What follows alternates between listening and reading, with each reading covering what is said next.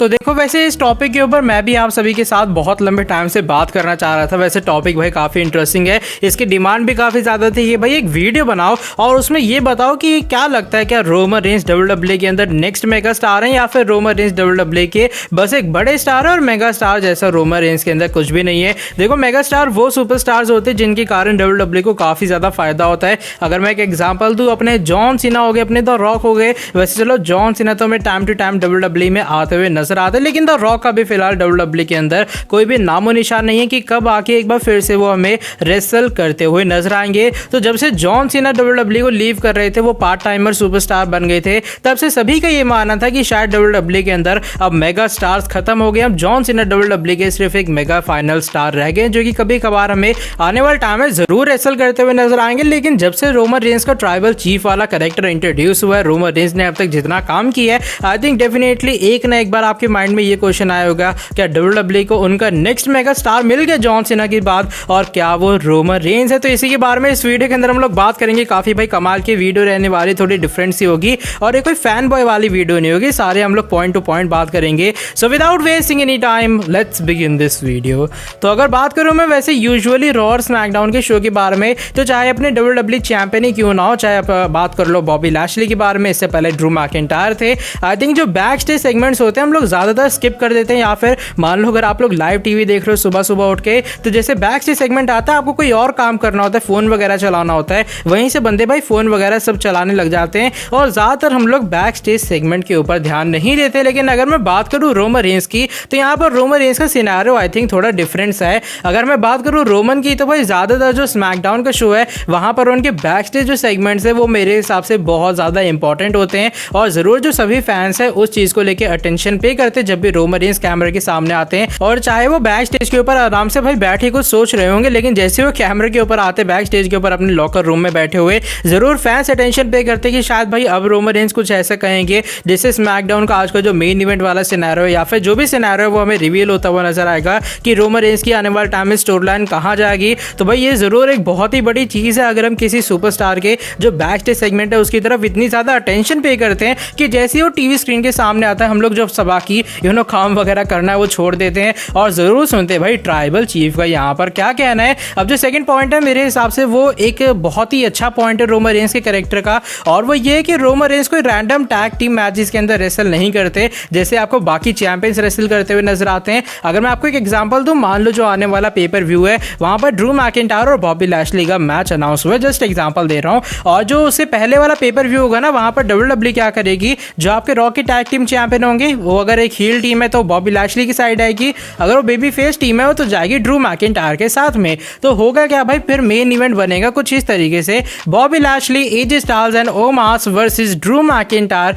And the Viking readers के बीच में। लेकिन अगर मैं बात करूं रोमन रेंस की, तो भाई जब से रोमन रेंस ने WWE के अंदर रिटर्न किया है, बहुत रेयर आपने उनको देखा होगा एक टैग टीम मैच में रेसल करते हुए। आई थिंक जो उनका एक लास्ट टैग टीम मैच था वो तब था जब हमें वो जे ऊसो के साथ में फ्यूड करते हुए नजर आ रहे थे, और एक बार स्मैकडाउन के मेन इवेंट के अंदर कंफर्म हुआ था Roman Reigns and Jey Uso versus opponent का नाम मुझे ज्यादा सही से याद नहीं है, और जो रोमन रेंस है वो सिर्फ इस मैच के एंडिंग के अंदर आते हैं, वो स्पीयर लगाते हैं और आराम से विक्ट्री हासिल कर लेते हैं। और आई थिंक जो बकवास से रैंडम टैग टीम मैचेस होते हैं ना पेपर व्यू से पहले, जहां पर चैंपियन और चैलेंजर आपस में फेस करते हुए नजर आते हैं, पहले होता है क्या, सिंगल्स मैच कंफर्म होता है भाई, वो टैग टीम मैच में बदल जाता है, और कुछ इस तरीके से हमेशा WWE में हमें रिसेंट टाइम से दिखाई दे रहा है। लेकिन रोमन का ना कंपीट करना उनके जो पूरा कैरेक्टर है उसको बहुत अच्छे तरीके से आई थिंक डेवलप करता है। अब थर्ड पॉइंट मुझे ज्यादा डिस्क्राइब करने की जरूरत नहीं है, और ये थर्ड पॉइंट है रोमन रेंस का न्यू थीम सॉन्ग। डेफिनेटली जो रोमन रेंस का पुराना थीम सॉन्ग था भाई वो सोने पे सुहागा वाली चीज थी,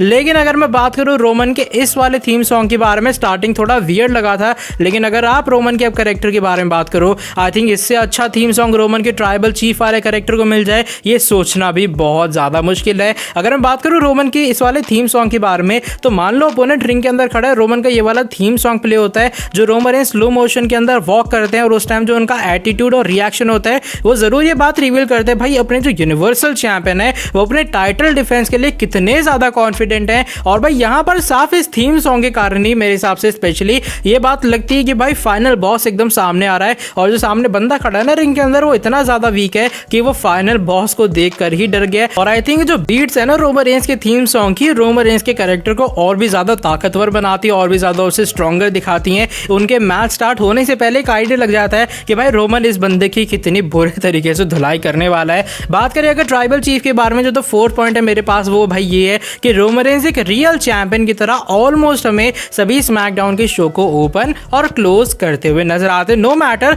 वो रिंग के अंदर आके करे, वो बैक स्टेज से क्लोज कर दे। देखो कभी कभार होता क्या, शो की स्टार्टिंग से पहले रोमन का हमें एक बैक स्टेज सेगमेंट दिखाई देता है और शो की एंडिंग के अंदर भी हमें रोमन का एक और बैक स्टेज सेगमेंट दिखाई देता है। या फिर पहले क्या हो रहा था, अगर मैं बात करूं आज से 1-1.5 महीने पहले रोमन शो को ओपन भी कर रहे थे और रोमन शो को क्लोज भी कर रहे थे। अब सिनारियो थोड़ा डिफरेंट हो गया, डब्ल्यूडब्ल्यूई इनको बैक स्टेज के ऊपर ही यूज करती है, लेकिन भाई स्टिल वो चीज जो है काफी ज्यादा इंपॉर्टेंट लगती है देखने में जब रोमन रेंस शो को क्लोज और ओपन करते हैं। और आई थिंक एक रियल चैंपियन को कुछ इस तरीके से चीजों को करना चाहिए और ये चीजें साफ साफ बताता है कि भाई रोमन रेंस सही में एक यूनिवर्सल चैंपियन है स्मैकडाउन के अंदर। अब जो फिफ्थ पॉइंट है मेरे पास वो भी भाई एकदम डिस्क्राइब करने की ज्यादा जरूरत नहीं है उसमें, और वो है कमाल की स्टोरी टेलिंग रोमन रेंस के मैचेस के अंदर, स्पेशली जब उनका मैच ऑन गोइंग होता है। जैसे मान लो भाई आने वाले टाइम में मैच होने वाला है रोमन रेंस का जस्ट लाइक रे मिस्टीरियो के अगेंस्ट, और इन दोनों का चलो फ्यूड काफी अच्छा डेवलप होता है। रोमन रेंस मिस्टीरियो के ऊपर हमला करते हैं, डोमिनिक को डिस्ट्रॉय करते हैं, रे मिस्टीरियो को डिस्ट्रॉय करते हैं, लेकिन भाई मैच के दौरान आप देखोगे जो रोमन रेंस है वो मैं ट्रैश टॉकिंग करते हुए नजर आती है कि भाई रे मिस्टीरियो तेरी हेकड़ी निकल गई,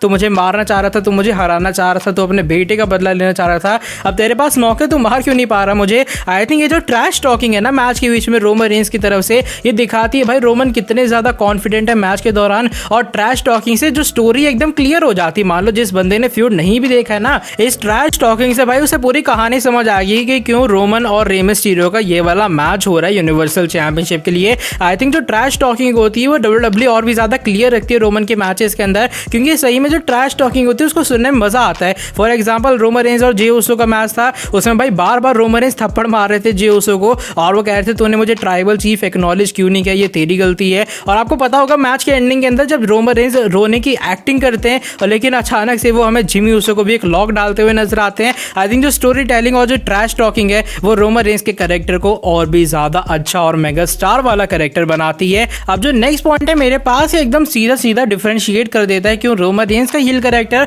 और बाकी डब्ल्यूडब्ल्यूई के अंदर जो भी फिलहाल हील सुपरस्टार्स हैं वो एकदम डिफरेंट है साइड बाय साइड में। चाहे मैं चैंपियन की बात करूं बॉबी लैशली की, क्योंकि अगर मैं बात करूं रोमन रेंस के रेसलमेनिया के पहले जितने टाइटल डिफेंस हुए हैं उनमें कुछ मैचेस के अंदर जे उसो हमें हेल्प करते हुए नजर आ रहे थे रोमन रेंस की। और अगर मैं बात करूं हील सुपरस्टार्स की, भाई उनका काम यही होता है, वो हमें चीटिंग करके जीतते हुए नजर आते हैं। लेकिन अगर मैं बात करूं रोमन रेंस के रेसलमेनिया के बाद के कैरेक्टर की, वो पहले के मुकाबले और भी ज्यादा बेहतर हो गया आई थिंक, क्योंकि आपने अगर नोटिस किया होगा रोमन रेंस के जितने भी मैचेस रेसलमेनिया के बाद हुए टाइटल डिफेंस, उसके अंदर रोमन रेंस को किसी भी सुपरस्टार की हेल्प की जरूरत नहीं पड़ी है। आपने देखा होगा ज्यादातर जे उसो में उनके साथ में आते हुए भी नहीं नजर आते और रोमन रेंस आसानी से उस मैच को डोमिनेट और विक्ट्री हासिल करते हुए नजर आते हैं। और वे बिना किसी सुपरस्टार की हेल्प के, बिना किसी डिस्ट्रैक्शन के रोमन रेंस का जीतना, आई थिंक ये चीज एकदम क्लियर करती है कि भाई डब्ल्यूडब्ल्यूई रोमन की हील कैरेक्टर को बाकी हील कैरेक्टर से कितना ज्यादा डिफरेंट लेकर चल रही है। मैं बात करूं अगर रोमन रेंस के ड्रीम मैचेस के बारे में, तो भाई रोमन रेंस के इस वाले हील कैरेक्टर के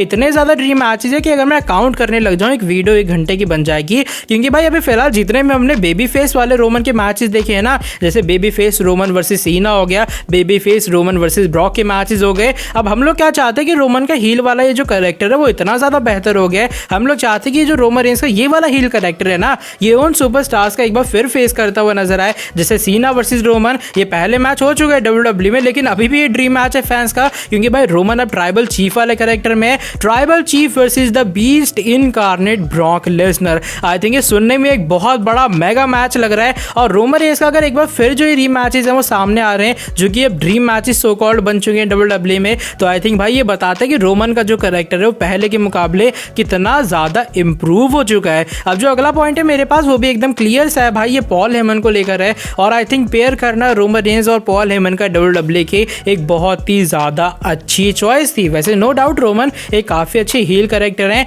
लेकिन पॉल हेमन डब्ल्यूडब्ल्यूई की हिस्ट्री के अंदर एक अलग से इंसान है जिन्होंने काफी डब्ल्यूडब्ल्यूई के बड़े सुपरस्टार्स को मैनेज किया, जैसे सीएम पंक हो हो गए, अपने ब्रॉक लेसनर हो गए, लेकिन रोमन रेंज और पॉल हेमन की जो पेयरिंग है वो बाकी के मुकाबले थोड़ी सी डिफरेंट है, क्योंकि यहाँ पर पॉल हेमन कोई मैनेजर नहीं है, बल्कि यहाँ पर पॉल हेमन एक स्पेशल काउंसिल है। तो रोमन को इतना इंडिपेंडेंट दिखाना, रोमन के कैरेक्टर को इतना ज़्यादा इंप्रूव करना और पॉल हेमन का साथ में रहना आई थिंक चीज़ों को और भी ज़्यादा क्लियर करता है। और इनफैक्ट रोमन रेंज की स्टोरी लाइन को इंप्रूव करने में पॉल हेमन का एक बहुत ही बड़ा हाथ है। और आई थिंक पॉल हेमन की पूरी क्लाइंट की हिस्ट्री के अंदर रोमन रेंज काफ़ी ज़्यादा डिफरेंट है, जो कि पॉल के साथ तो है, लेकिन पॉल हेमन उनको मैनेज नहीं कर रहे हैं। अब जो फाइनल मेरे पास पॉइंट है, आई थिंक वो रोमन रेंज को मेगा स्टार बताने के लिए बहुत ज़्यादा इनफ होगा। और आई थिंक रोमन रेंज की WWE रिटर्न ने पूरे WWE को और स्मैकडाउन की ब्रांड को बचा लिया। अगर मैं बात करूं रोमन रेंज के रिटर्न के पहले, तो रॉ मेरे हिसाब से ठीक ठाक से जा रहा था, लेकिन जो स्मैकडाउन है वो धीरे धीरे करके बहुत ज़्यादा बोरिंग हो रहा था। वहाँ पर फील्ड और ब्रे वाइट वाली जो फील्ड और ब्राउन स्ट्रोमन वाली स्टोरी लाइन है वो ऑनगोइंग थी,